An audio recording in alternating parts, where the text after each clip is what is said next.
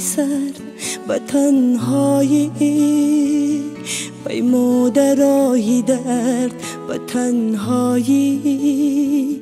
میافتم از درختی نیازی خش، چون برگ‌های زرد و تنهایی. تنهایی تیرگیست ولی دنیا با آدماش تیره تر از این است.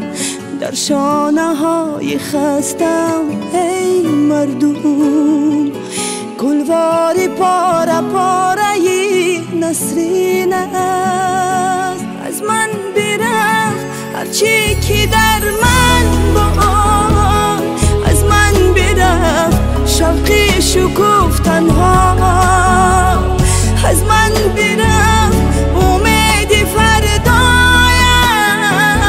از من برفت تو ماندم تنها.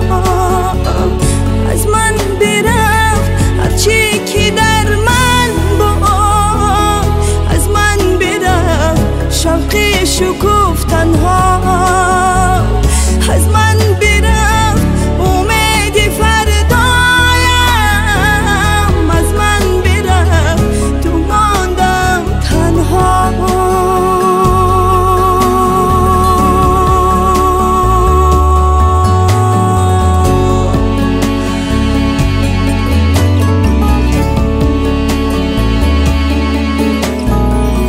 دور از همه جراحتی قلبم را با ناله های تلخ دوا بخشم.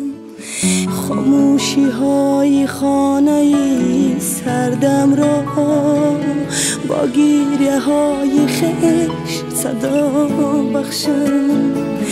ای نارفیقی خنده شبنم ها، خورشید را ربودنی تو در چیست؟